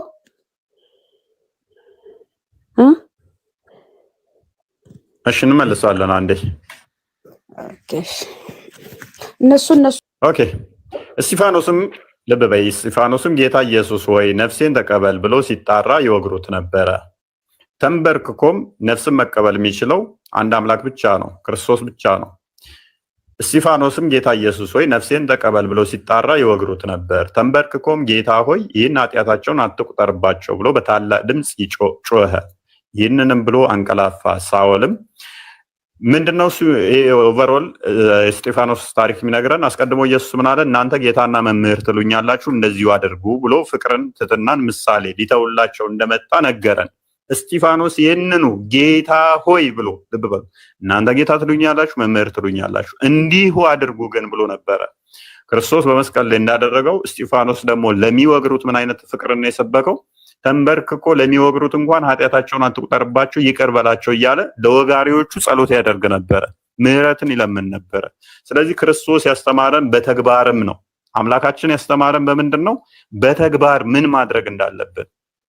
ልክ ሱራ 5:33 ላይ እንዳየነው እኔን ከተናገሩ ቁረጧቸው፣ ፍለጧቸው፣ ረዷቸው፣ ከሀገር አባሯቸው አይደለም። አምላክ በስጋ ተገልጦ ምንድነው ያስተማረን? ለጠላቶቻችሁ ምን አድርጉ? ምህረትን ለምኑላቸው። ይህንን በተግባር አስተማረን ማለት ነው። ይህንን ያደረጉበት በጉልበት ነው። አሚና በጉልበት ያደረጉበት ይመስልሻል? ክርስቶስ ላይ በኃይል ይመስልሻል? አይመስለኝም። ግን በየቦታ ስታነበው እኔ አሁን ክርክሬ ምንድነው? እግዚአብሔር አይደለም ነው ኢየሱስ፣ ሌላ ነገር አይደለም።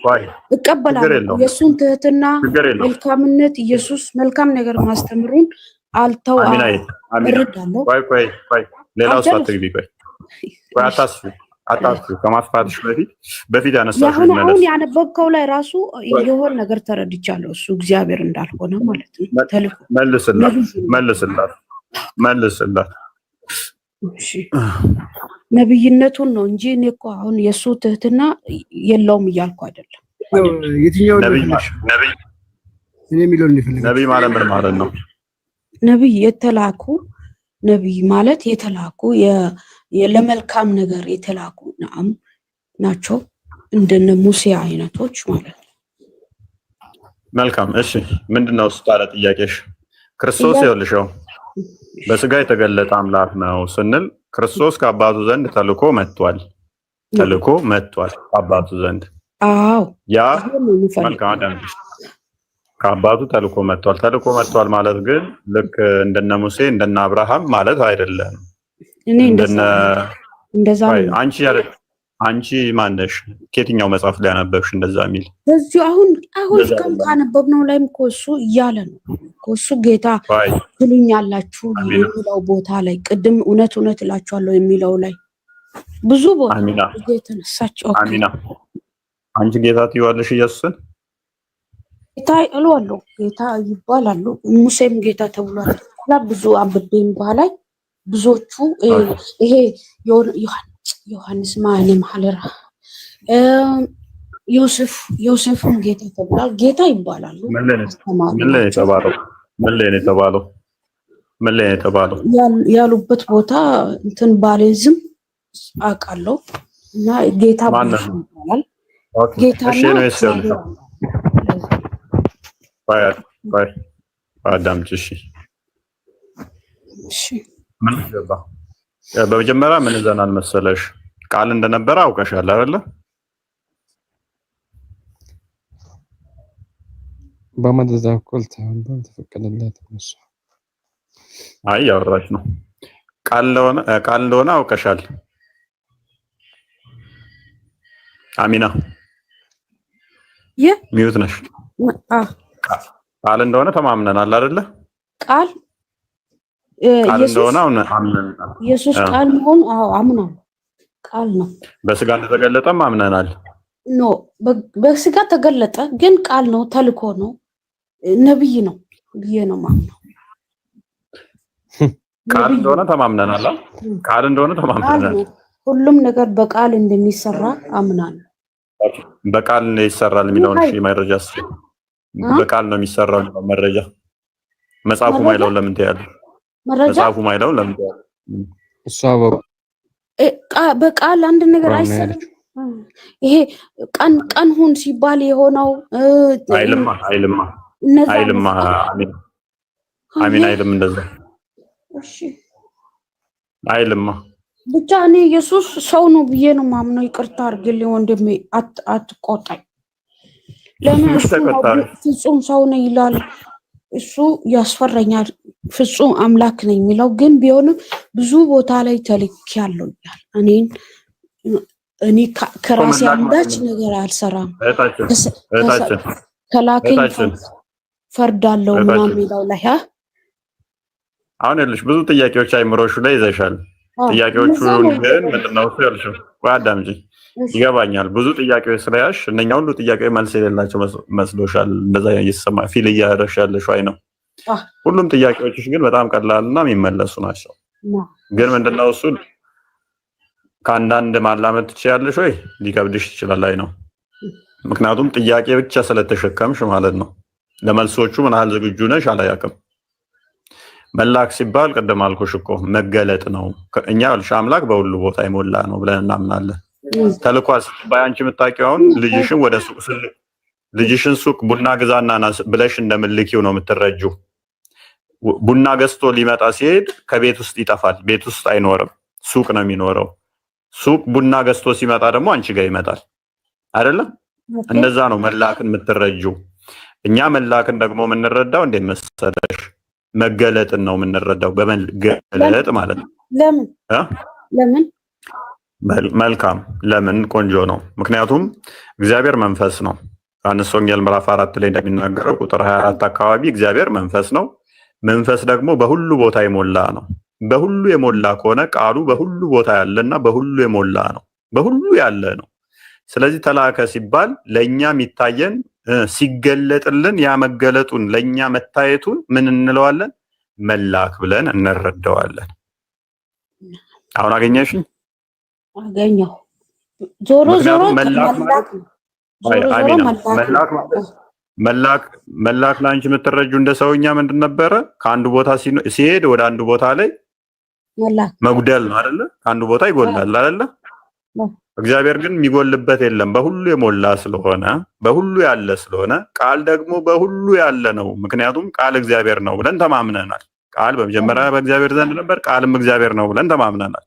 ያ ደግሞ በሁሉ ካለ በሁሉ የሞላ ከሆነ ስለዚህ ከአንድ ቦታ የሚጎልበት የለም ማለት ነው፣ በሁሉ የሞላ ስለሆነ። ስለዚህ በምንድን ነው ለእኛ የምንረዳው? ተላከ ሲባል ለእኛ እንዲታይ ሆኖ በስጋ ተገለጠ። ያንን ነው መላክ ማለት እንጂ ከአንድ ቦታ ጎድሎ ወደ አንድ ቦታ ሄደ ለሰዎች ሊነገር እንደዛ ማለት አይደለም። በስጋ ግን ተገለጠ። ያ መላክ ብለን እንረዳዋለን። ሌቢ መላክ ግልጽ ሆነልህ? ኦኬ ብዙ አየ። አሁን እንደዛ ካስረዳኸኝ በምሳሌ ማመን ይቻላል እንዴ? ቁርአንም ሆነ መጽሐፍ ቅዱስን በምሳሌዎቹ እንደዛ። አሁን እነዚህ ምሳሌዎች ናቸው የነገርከኝ። ቁርአን በምሳሌ ላይሆን ይችላል። መጽሐፍ ቅዱስ ግን እጅግ በምሳሌ ነው የምንረዳው። ምክንያቱም ክርስቶስም በምሳሌ ነበር ሲያስተምር የነበረው። እያስመሰለ ማለት ብዙ ቦታ ግን እኔ እግዚአብሔር ነኝ አላለም እኮ ማይ እኔ እግዚአብሔር ነኝ አላለም ብዙ ቦታ። አሚና እኔ እግዚአብሔር ነኝ አልኩሽ። ታመልኪኛለሽ? አላመልክም። ለምን አታመልኪኝም አልኩኝ። ይኸው ለምንድነው ማላመልከው? መጽሐፍ ቅዱስ ላይ ቁርአን ላይ ያንተ ስም ከሌለ እንዴት አመልካለሁ? መጽሐፍ ጽፋለሁ። በቃ ቀላል ነው። ሌላ አዲስ መጽሐፍ ጽፋለሁ። ለምን ትስቂያለሽ? ደምሳሽ ደምሳሽ ለምሳሌ እነ ሙሴ እነ ሃሩን እነ አብርሃም እንደ ይስሐቅ ባመኑበት ማመን ነው በእነሱ ነው። ቴንክ ዩ። ስለዚህ አብርሃም ለምሳሌ በአላህ አላመነም። ለምን ታመልኪዋለሽ? እግዚአብሔር ያምናል በአንድ አላህ በአንድ እግዚአብሔር በአንድ ያምናል። በኢየሱስ ግን ስህተት። ዘፍጥረት ምዕራፍ 18ን ክፈትላት። ኦኬ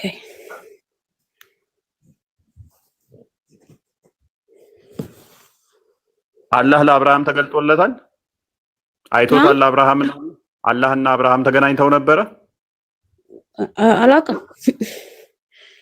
አላህ ለሰዎች ይገለጣል ምድር ላይ መጥቶ አይገለጥም። መልካም። እሺ አንብቤው። እሺ እየሰራው ነው። አንብቡልኝ። እያዳመጥኩ ነው። በቀትርም ጊዜ እርሱ በድንኳን ደጃፍ ተቀምጦ ሳለ እግዚአብሔር በመምሬ የአድባር ዛፍ ተገለጠለት። ዓይኑንም አነሳ፣ እነሆ 3 ሰዎች በፊቱ ቆመው አየ። ባያቸውም ጊዜ ሊቀበላቸው ከድንኳኑ ደጃፍ ተነስቶ ሮጠ፣ ወደ ምድርም ሰገደ፣ እንዲህም አለ። ማን ተገለጠለት ነው የሚለው? እግዚአብሔር። አላህ ለሰው ተገልጦ ያውቃል? ምድር ላይ መጥቶ ለአብርሃም ተገልጧል? አዋ እንደዚህ አለ እኮ ለሙሴ መገለጥ፣ ለአብርሃም ብዙ ቦታ እና ለዮሴፍ ይገለጣል። የለም በብርሃን ይገለጣል። ለሙሴ ራሱ ይገለጣል። በመላእክ ተልኮ ማለት ነው። እንዴት እንደሆነ አላህ በመላእክ ተልኮ ይገለጣል ማለት በብርሃን አላህ በመላእክ ተልኮ በብርሃን ማለት ግን ማንም ሰው አያየውም እሱ ማለት ነው። እኔ እያልኩሽ ያለው ለአብርሃም ያው 3 ሰዎች በ3 ሰዎች አምሳል ተገልጦለታል። ኦኬ እንደዛ ነው። ግን ኢየሱስ ታይቷል።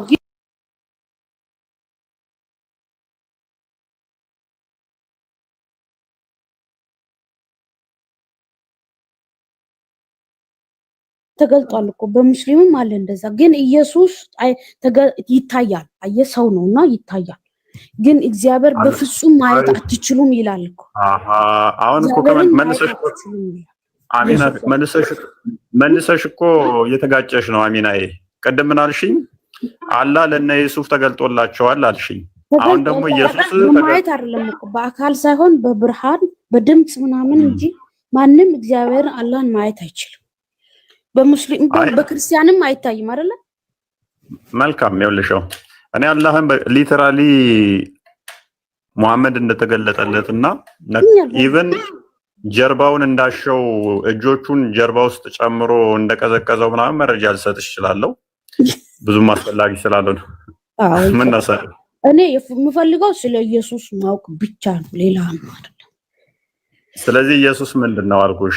ኢየሱስ ነው ብቻ ነበር ማመን የምፈልገው እና ብዙዎች የሙሐመድ ሰለላሁ ዐለይሂ ወሰለም አላህ እንደማይገለጥ እንደማይታይ ኢየሱስ ያስተምራል ወይስ ያስተምራል? ያስተምራል ኢየሱስ ማን እንደማይገለጥ አላህ እንደማይገለጥ አላህ የሚባል እኮ መሐመድ ነው እግዚአብሔር በፍጹም እንደማይታይ ያስተምራል። በመለኮት ሊገለጥ አይችልም። በመለኮት ማንም ሊያየው አይችልም። ኢየሱስ ክርስቶስ ራሱ ሰውን ሲያስተምር እግዚአብሔርን ማየት እንደማንችል ያስተምራናል። በመለኮት ማንም ሊያየው አይችልም። በስጋ የተገለጠው ልጁ ግን ተርኮልናል። በስጋ የተገለጠው ልጁ ተርኮልናል። መለኮትን ግን ማንም ሊያይ አይችልም። ስለዚህ በስጋ ነው የተገለጠው። ቅድምም ብዬሽ ነበረ ብርሃኑን ልትይዟችም አልኩሻል። እጅሽ ላይ ግን ይገለጣል አላለማ። ይቅርታ ኢየሱስ እግዚአብሔር እንደማይታይ ነው። ማንም አላየውም። ማንም አላየም። አሚና እኔም አላየም። አሚና ይሰማሻል? አሚና አንዱ ጥያቄ ሲመለስ ወደ አንዱ ጥያቄ ወደ አንዱ እያልሽ ነውና ፖይንት ባይ ፖይንት ስለ ኢየሱስ መረዳት ስለፈለኩ ነው። ከአንድ ጊዜ አዳምጪና ስለ ኢየሱስ ሳይሆን አንድ ፖይንት ይዘን ብንሄድ መልካም ነው። አንድ ነጥብ ያዥና ምንድነው አሁን ጥያቄሽ? ያልገባን ነገር ለምን መገለጡ ላይ ነው? ስለ ኢየሱስ ስለ ኢየሱስ ኦኬ። ስለዚህ ቃል ስጋ መሆኑን አላመንሽም እስካሁን? ቃል ስጋ መሆኑን ልመን እንጂ እሱ እግዚአብሔር እንደሆነ ማመን አልችልም። ከላይ እኮ እግዚአብሔር ነበር ይልሻል።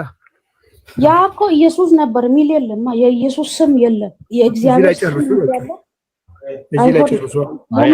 ያለ መልካም ቃል በስጋ የተገለጠው ኢየሱስ ነው አይደለም? እህታችን ቆይ አንዴ 7:4:171 ክፈትልኝ። ቃል በስጋ የተገለጠው እግዚአብሔር ነው ኢየሱስ ነው አይደለም? እህታችን አንዴ ማይኩን አንሹ።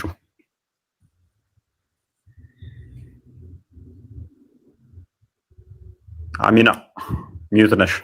ሚዩት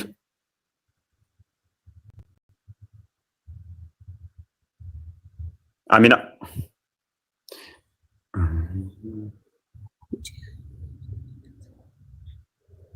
በስጋ የተገለጠው ቃል ኢየሱስ ነው አይደለም? በስጋ የተገለጠው ቃል ኢየሱስ ነው አይደለም?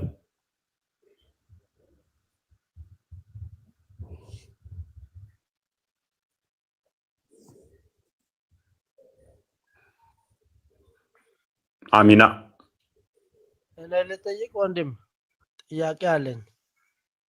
እሷ ትጨርስ ሚውተርክ ወጣች። ምክንያቱም ቁርአኗን ዲባንክ ታደርገዋለች ማለት ነው። ለእኛ ተስማሚ እኮ ነው። ቃል እግዚአብሔር አይደለም ካለችን ኢየሱስ አይደለም ራሱ እንትኑን ተፈለገች ራሱ የተናገረበት ታመጣዋለች እዚህ ጋር። ምክንያቱም ኢሳ ቃሉ ነው ይላል። ቃሉም ከእርሱ የሆነ መንፈስ ብቻ ነው ብላ ታምናለች ቁርአኗ ላይ። ኤኒዌይስ አብዱል ነስር አቤት፣ እኔ ጥያቄ አለኝ። ሚስራ ትቀድማለች መሰለኝ። ሚስራ ይሰማል? አሁን ቀደም ደንግጠሽ ነው የወጣሽው? ኖ እኔ መግባቴን አላወቅኩም እንጂ ቀደም እና ሳታውቂ ነበር የገባሽው? አንድ ጊዜ ጥያቄ አለኝ። እሺ የልጅቷ አልበቃ ብሎኝ ሰውየው ተጨመረበት። ቀጥሎሽ በቃ እስማችሁ ልጠይቀው። እሺ ቀጥል።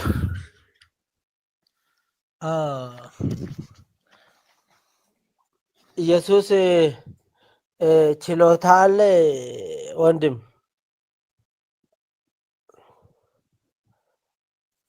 መፍጠርም ሆነ ችሎታ አለ ማለት ነው።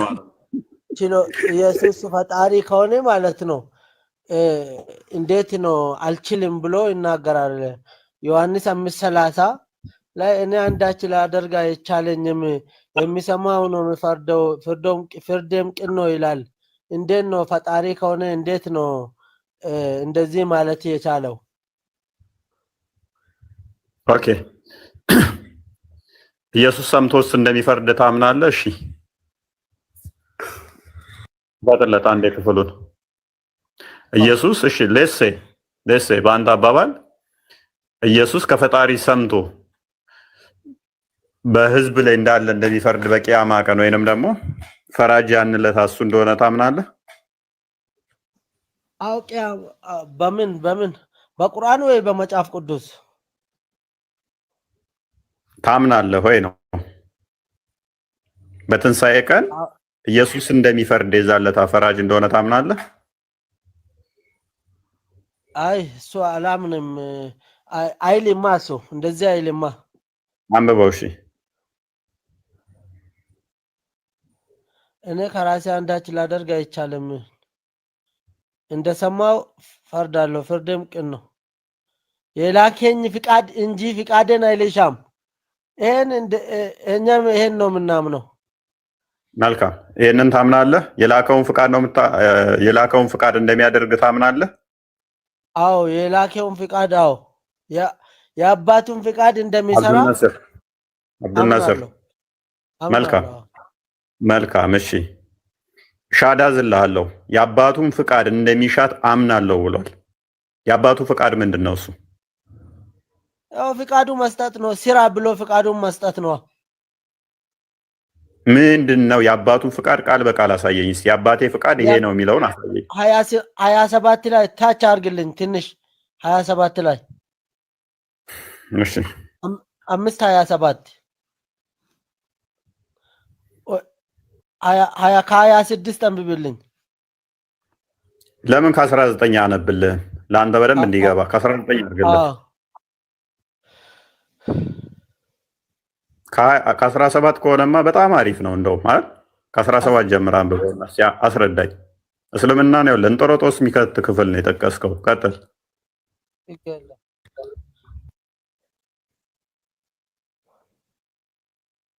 ቀጥል። አባቴ እስከ ዛሬ ይሰራል፣ እኔም ይሰራለሁ። ኖ አንብበው ሙሉን። ማን ነው የሚለው? ኢየሱስ ብለህ ጀምር። የት? አዎ አንብቡ እናንተ። አንብበው፣ ራስህ አንብብ። አዎ ኢየሱስ ግን አባቴ እስከ ዛሬ ይሰራል እኔም ደግሞ ይሰራለሁ ብሎ መልስላቸው። አዎ መልካም። ቆይ በፍቃዱ ይሰራል። ቆይ ዝቅ አድርገው። ኢየሱስ አባቴ እስከ ዛሬ ይሰራል እኔም ደግሞ እሰራለሁ ብሎ መለሰላቸው። አባቴ ያለው ማንን ነው? አንድ አምላክ ነው። አላህ አምላክ አባት መሆን ይችላል? እንደ እስራኤል ነው። አሁን መጽሐፍ ቅዱስ ስለሆነ አላህ ውስጥ የለም። አብዱል ነስር አላህ ሚስት ሳይኖረው አባት መሆን ይችላል? ልጅ መውለድ ይችላል? ቆይ አሁን መጽሐፍ ቅዱስ ላይ ነው አለን እንጂ ቁርአን ውስጥ የለንም። ይችላል ወይ ነው የምንናገረው? እግዚአብሔር ብለን ነው የምንናገረው ወይ አባት? አብዱል ናስር አንተ ሙስሊም ነህ። እንደ ኤቴስታ ለማወራህ እንደ ሙስሊም ነው ማወራህ ነኝ። አላህ ምክንያቱም ይሄን ኢየሱስ አስተምሯል ብለህ ነው ያመጣኸው። እስልምናን ገደል የሚከት ጥቅሳት ተጥቅስ ነበር። በቁርአን አባት የለንም። በቁርአን አባት አንትልም። ስለዚህ በቁርአን ሙሐመድ እንልኛ ቴንክ ዩ። ስለዚህ ሙሐመድ ከጊዜ በኋላ ያስተማረው አስተምሮ ከኢየሱስ አስተምሮ ጋር የሚለያይ ነውና አጋንንታዊ ነው እንላለን። አንድ በል። ሁለተኛ ኢየሱስ ግን አባቴ እስከዛሬ ይሰራል እኔም ደግሞ እሰራለሁ ብሎ መለሰ። አንድ ፍጡር ተነስቶ የተሰጠ ነገር ነው የሚሰራ። ቆይ አዳምጥ። ይሁን እንቀጥላለን። ቆይ አባቴ እስከዛሬ ይሰራል እኔም ደግሞ እሰራለሁ ብሎ የመለሰላቸው በሰንበት መስራትን ነው። እንደ እስልምና አስተምሮ አስቀድሞ በነበሩት በተውራት በኢንጅል ላይ ሰንበትን መስራት የሚችል ማን ብቻ ነው? ወደ ታች አንብቡልን። እሺ እስከ 19 አንብቡልን እንረዳለን። ቆይ ተፍጥር አስቀድሞ አይምን ሰንበትን መስራት የሚችል ማን ብቻ ነው? ይመልስልኝ። ሰንበትም እሁድም አንድ ነው። ማን ብቻ ነው መስራት የሚችለው? ሱራ 2:65 እና እንደከፈተልኝ ታላህ በቀር ማንም አይሰራም። ካላህ በቀር ሌላው ከሰራ ወደ ጦጣና ዝንጀሮ ነው የሚቀይራቸው አላህ ራሱ። ይሄንን ቀን የሚሰራበት አላህ ብቻ ነው። ኢየሱስ ደግሞ ምን አለ? አባቴ ይሰራል እኔም እሰራበታለሁ አለ። ኦኬ እሱ ፍቃዴን አልሻም ብሎ አላ የራሱ ፍቃድ በራሱ ፍቃድ አይሰራማ። በቃ አዳምጥ። ከአሁን በኋላ እያንዳንዱን እስልምና እናፈርስብሃለሁ። እረፍ በቃ። ስታገሳችሁ ደግሞ እንትን አትበሉ። እንደዚህ ይላል አዳምጠው። እነዚያም ከእናንተ ውስጥ በቅዳሜ ቀን ልብ በል፣ በቅዳሜ ቀን አሳ በማጥመድ ወሰን ያለፉትንና ለእነርሱ ወራዶች ስትሆኑ ዝንጀሮ ሁኑ ያልናቸውን በእርግጥ አወቃችሁ ይላል። በቅዳሜ ቀን አሳ ስላጠመዱ ወሰን አልፈው ምን አደረጋቸው? ዝንጀሮ አደረጋቸው። በቅዳሜ ሰንበትን ባለማክበራቸው ማለት ነው። መልስልኛ ወደ ቁርአን መጽሐፍ ቅዱሱ። ሰንበትን መስራት የሚችለው ማን ብቻ ነው? ፈጣሪ ብቻ ነው ብሎ የሚታመነው በእስልምናው። ስለዚህ ኢየሱስ ምን አለ? አባቴ እስከ ዛሬ ይሰራል እኔም እሰራለሁ አለ። እስከ ዛሬ ከፍጥረት አስጀምር ፈጣሪ ፍጥረትን የፈጠረ እሱ ነው። አባቴ እስከ ዛሬ ይሰራል እኔም እሰራለሁ። ስለዚህ ሁሌ የሚሰራው ለማይክሮ ሰከንድ ባለማቋረጥ የሚሰራው ፈጣሪ ብቻ ነው። ፍጥረቱን በመመገብ በመጠበቅ በመግዛት ማለት ነው።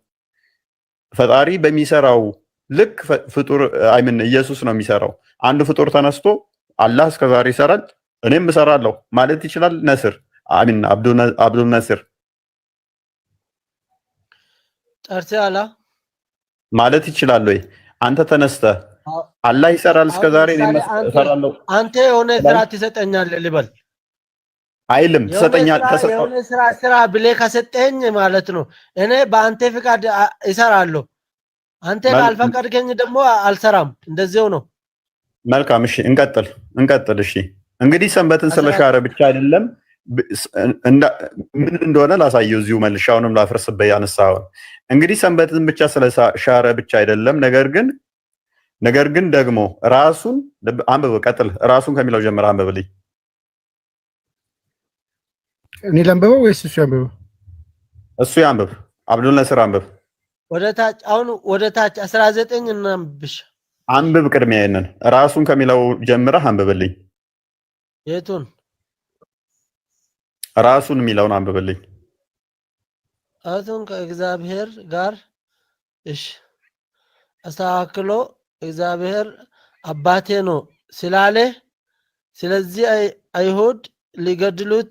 መልካም አብዱል ነስር ራሱን ከእግዚአብሔር ጋር አሳንሶ ፕሊስ ራሱን ከእግዚአብሔር አሳንሶ አባቴ ነው ያለው ወይንስ ራሱን ከእግዚአብሔር ጋር እኩል አስተካክሎ ነው አባቴ ነው ያለው?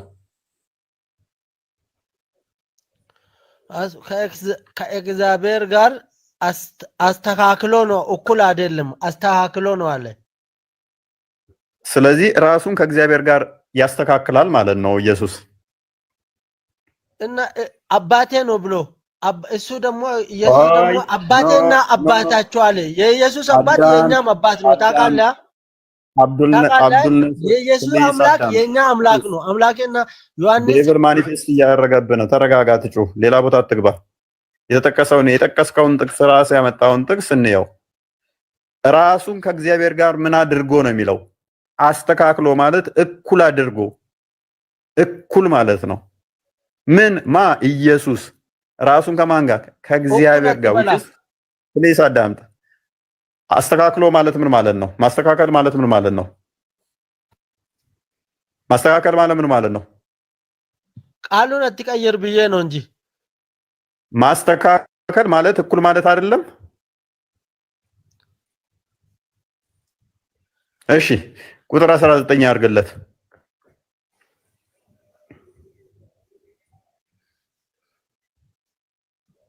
ስለዚህ ኢየሱስ መለሰ እንዲህም አላቸው፣ እውነት እውነት እላችኋለሁ አብ ሲያደርግ ያየውን ነው እንጂ ወልድ ከራሱ ሊያደርግ ምንም አይችልም።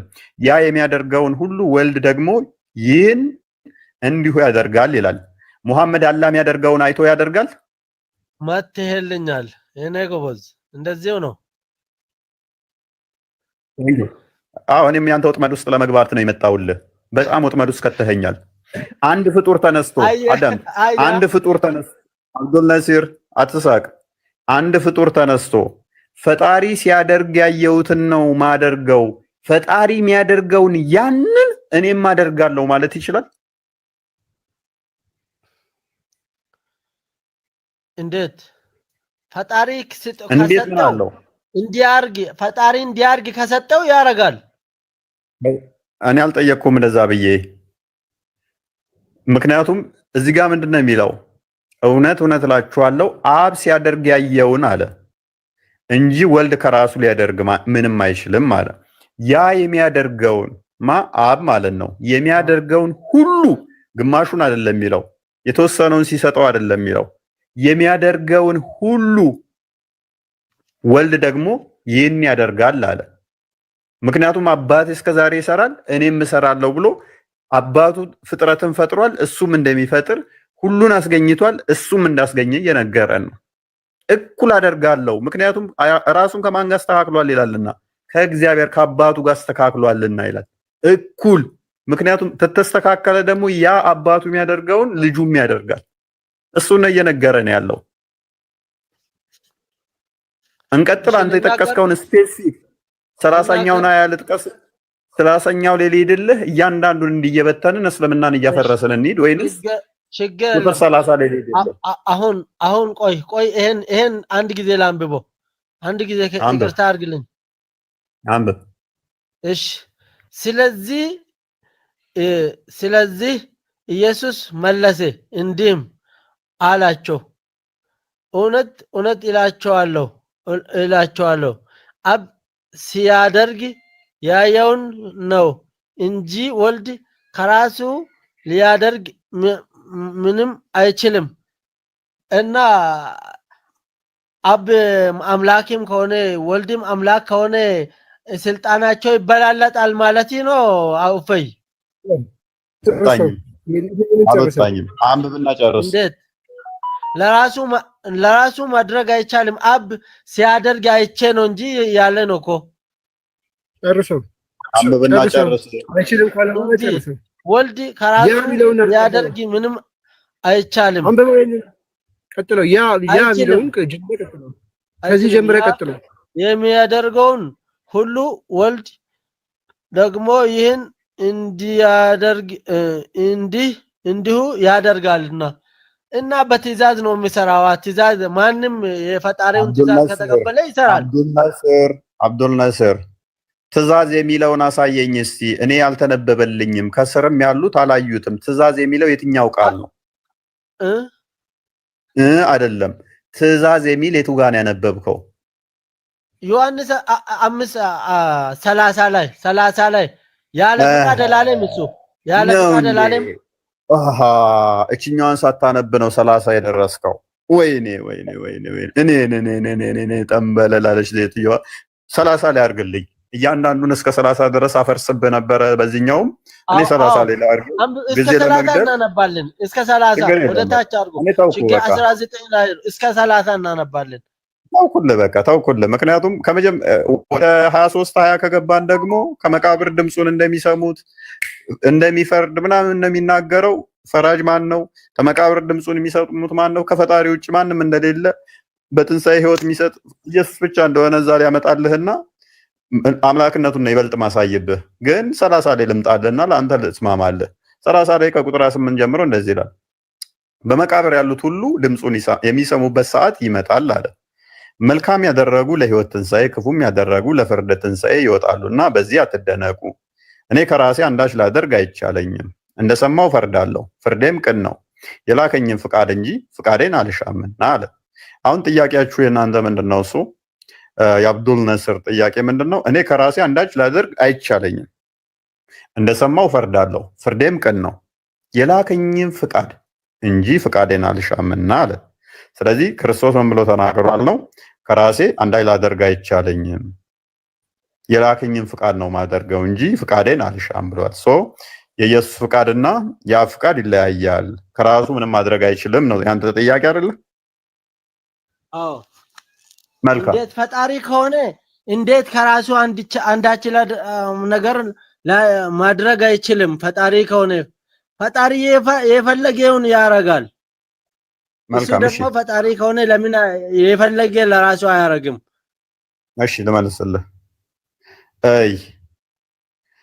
ፍቃዴን አልሻም አለ፣ ከራሴ አላደርግም አለ። ሁለት ነገሮች፣ አንዳች ከራሴ ላደርግ አይቻለኝም፣ እንደሰማው እፈርዳለሁ፣ ፍርዴም ቅን ነው። እችን አሁን እንደሰማው እፈርዳለሁ የሚለው ቁጥር 19 ላይ አይተናታል። ቁጥር 23 ላይም አለች። የላከኝን ፍቃድ እንጂ ፍቃዴን አልሻም ይላል። የላከው ፍቃዱ ምንድነው? እሱ ታውቀዋለህ አብዱል ናስር? ፍቃዱ የላከው ፍቃድ ማለት ነው። ሁሉም ነገር ላይ ስራ ሲሰራም ሲናገርም የራሱን ፍቃድ የአባቱን ፍቃድ መጠበቅ ነው። መልካም። ስለዚህ አባቱ ፍቃድ 6:40 ክፈትልን። የአባቱ ፍቃድ ምን እንደሆነ ላሳየ። ዮሐንስ 6:40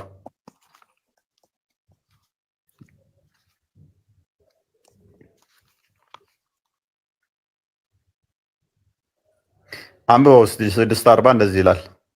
ለአንብብልህ አንብበዋለህ። አንብበው።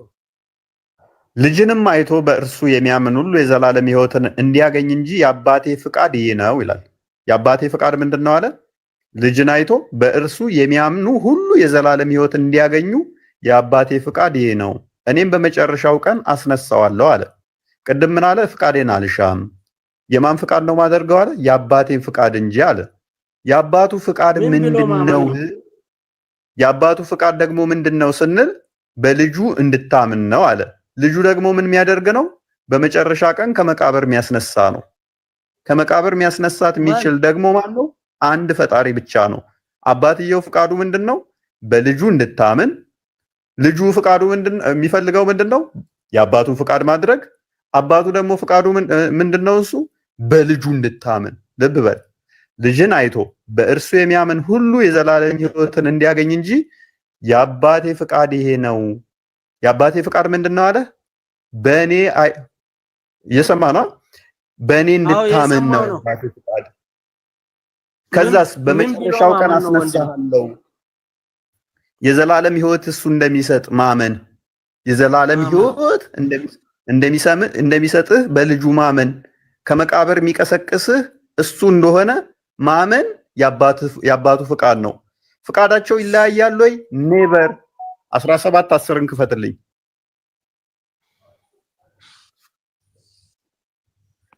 ዮሐንስ 17:10 እንደዚህ ይላል ለወንድማችን አብዱል ናስር፣ የኔ የሆነ ሁሉ ያንተ ነው፣ ያንተውም የኔ ነው፣ እኔም ስላንተ ከብሬያለሁ ይላል። የአብ የሆነ ሁሉ የወልድ ነው፣ የወልድ የሆነ ሁሉ የአብ ነው። ስለዚህ ልብ በል፣ ከራሴ አንዳች ማድረግ አይቻለኝም ሲል ቆይ ለኔም የሰጠኝ ተራ የሰጠኝ ሄደ። እኔ እኮ አንተን አክብሬ ነው። ለኔም ተራ የሰጠኝ ተናገር እንጂ እኔ አብዱል ናስር ቅድም እኮ ዝም አልክ እኮ 6:40 ላይ ፍቃዱን ጠይቄህ እኮ ዝም አልከኝ እኮ። አሁን ምን መሰለህ የውኑ ላይ ጥያቄ አለኝ። አሁን ምሳሌ አንተ በአልኮ ላይ ምን ብለን ነው ምናምነው ሲል መልስልኝ። ምን ብለን ነው? መልካም ይኸው እንዲህ ይላል። አምላክ ብለን ነው ምናምነው ወይ የተላከ መልእክተኛ ብለን ነው ምናምነው? እሺ ከቁጥር 39 እንደዚህ ይላል። ቁጥር 40 ላይ እንደዚህ ይላል። ያው ልጅን አይቶ አለ። ምን ይላል መሰለ? ልጅን አይቶ በእርሱ የሚያምን ሁሉ አለ። ምን ይላል? አንብበው። ልጅን አይቶ በእርሱ የሚያምን፣ ትንሽ ከፍ አድርገው። ልጅን አይቶ በእርሱ የሚያምን ሁሉ በምን እርሱ ማለት ልጅ ነው ወይ አብ ነው እኮ? አዳምጣ። እሺ እዛው ይመልስልሃል። ልጅን ያለህ እኮ ነው። ልጅንም አይቶ በእርሱ ልጅ የተባለው ነው እርሱ የተባለው። ልጅንም አይቶ በእርሱ የሚያምን ሁሉ የዘላለም ሕይወትን እንዲያገኝ የአባቴ የአባቴ ፍቃድ ይህ ነው አለ። የአባቱ ፍቃድ ምንድን ነው? ልጅን አይቶ በእርሱ ማመን። እኔም አለ በእርሱ ማለት እኮ በእግዚአብሔር ነው። በእርሱ ያለ እኮ በእግዚአብሔር ነው። ልጁን አይቶ በእርሱ ማመን ማለት በእግዚአብሔር ማመን ነው። ልጅንም አይቶ እርሱ የተባለው ለመጀመሪያው ስም ነው የመጣው። እርሱ የሚመጣው ለመጀመሪያው ላልተጠቀሰ ስም አይመጣም። እርሱ ልጅንም አይቶ በእርሱ የሚያምን ሁሉ የዘላለም ሕይወትን እንዲያገኝ የአባቴ ደግሞ የሚለው መጣ። የአባቴ ፍቃድ ይህ ነው። እኔም አለ ወንድም እኔም አለ አምላክ ነው ብለሃል። እሺ አዳምጫለሁ አንድ ጊዜ። እኔም ያለው ማን ነው? እሱ ወንድማችን እኔም ያለው ማን ነው? የቱ ጋር ነው ያልከው? ያው በመጨረሻ ቀን እኔም በመጨረሻ ቀን አስነሳዋለሁ። ማን ነው ያለው? ኢየሱስ ይሆን ሳይሆን ነው። ምክንያቱም እየተናገረ ያለው ኢየሱስ ስለሆነ እንደዚህ ስለዚህ ራሱን አሁን አዳምጥ በቃ ይጋጫል እንዴ? እንደዚህ ከሆነ ይጋጫል፣ ወንጌሉ ይጋጫል እንዴ? ሌላ ቦታ ደግሞ አዳምጥ አንደኛ ቆሮንቶስ ምዕራፍ 10 አዳምጥ መልሰው ቃል። ስለዚህ ምንድነው እሱ የአባቱ ፍቃድ ልጁን አይቶ ማመን ነው። ልጁም ደግሞ ከመቃብር እንደሚያስነሳ ማመን ነው። ስለዚህ ቅድምም ብያችኋለሁ የአብና የወልድ ፍቃድ ደግሞ ልዩነት የላቸውም። 17:10 እና እንደ ክፈትልኝ ወደ ቅድሙ ተመለስ። እንዴት ወንድም ልዩነት አለ እንጂ በቃስ ማይከስ ነሰሰርሊ አንተን ማለት አይጠበቅብንም እኮ አይንህን ግንባር ካደረከው ማለት ነው። ማቴዎስ 24:36 እኮ ስለዛች ሰዓት አላቅም ይላል እኮ። ሌላ ቦታ አትሂድ። ኦኬ የኔ የሆነ ሁሉ ያንተ ነው፣ ያንተውም የኔ ነው፣ እኔም ስለነርሱ ከብሬያለሁ ይላል። አንድ ፍጡር ተነስቶ የፈጣሪ የሆነ ሁሉ የኔ ነው ሊል አይችልም። ፍጥረት ሁሉ የፈጣሪ ነው። አንድ ፍጡር ተነስቶ ግን ሁሉ የኔ ነው ሊል አይችልም። ራሳችንም የራሳችን ስላልሆን ማለት ነው፣ የፈጣሪ ነን። ስለዚህ ኢየሱስ ምን አለ? ያብ የሆነ ሁሉ የኔ ነው፣ የኔውም ያብ ነው አለ። እንደሰማው ነው የምፈርደው ቢል የሰማው ምንድነው? የአብን ነው አይደለ? የአብ ደግሞ የማን ነው? የወልድ ነው። 16:15 እና እንደክፈትልኝ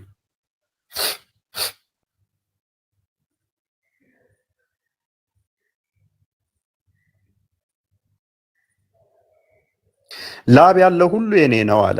ስለዚህ ለኔ ካለኝ ወስዶ ይነግራችኋል አለው። አብ ያለው ሁሉ የማን ነው? የወልድ ነው። ልብ በሉ። አንድ ፍጡር ተነስቶ አላህ ያለው ሁሉ የኔ ነው አይልም፣ እንደ እስልምና ሁሉ ማለት ነው። ስለዚህ ከራሴ እንትን አይደለም ከአብ ነው ቢል የአብ ራሱ የማን ነው? የወልድ ነው። ታዲያ ምን እያለ ነው ጥቅሱ? 5:30 ምን እያለ ነው ሲባል ከአብ የተለየ አንዳች አላደርግም ነው። ከአብ የተለየ አላደርግም። የፍቃድ ልዩነት የለንም ነው። የፍቃድ ልዩነት የለንም። ፍቃድ የአብና የወልድ ፍቃድ አንዲት ስለሆነች ማለት ነው። የተለየ ፍቃድ የለንም ለማለት ነው። ከአብ የተለየ አንዳች አላደርግም ነው። አንዲት ፍቃድ ስላለች ማለት ነው። የአብ የሆነ ሁሉ የወልድ ስለሆነ የወልድ የሆነ ሁሉ ደግሞ የአብ ነው እና እንደዛ ነገር ምንድነው መዳረቅ ሆነ እንዴ? ዝገት ወደ አዛገ በጣም እና አሪፍ ትምህርት እየተማረ ነበረ። አንደኛ ቆሮንቶስ ምናምን ማለት አልጨፈረም እንዴ? ዝገት አደረገው እና እስኪ ደግሞ እንጠይቃቸው። ቶፒካችን ደግሞ ላይ እንግባ ደግሞ አሁን